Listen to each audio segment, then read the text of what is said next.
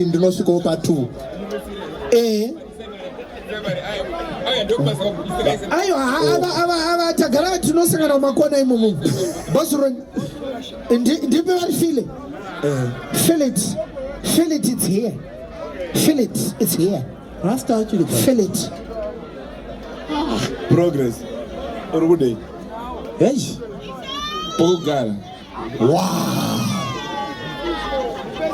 Honorable Minister, I'm happy Mukuze is here. Anzi nemukomana ndikuda pekese pekugara. Progress. We have got projects that are running in Norton. We have got projects that are running in Harare. We have got projects that are running in Machine. We have got projects that are running in Kwanyika, Upigiti. You have got a choice of your own. You choose a low density stand valued at 25,000 in any of the areas said. Not all. Maoko. Progi. Sarudza. Uruda kupi. Uruda kupi. Uruda kunotoni ere. Panotoni paduze. Uruda kuharare ere. 25,000 low density. Uruda kumashingo ere.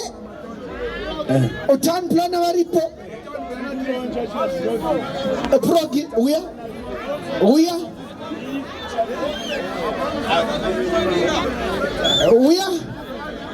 All right. Progi. Come to Chipomira Ironi. Bosroni Mira Magadam. Mira Sarudza. Ndio Sarudza era kuti madha wa Sarudza. Ndolonge arare baba vangu. Kune uchine mukaka baba ndoenda.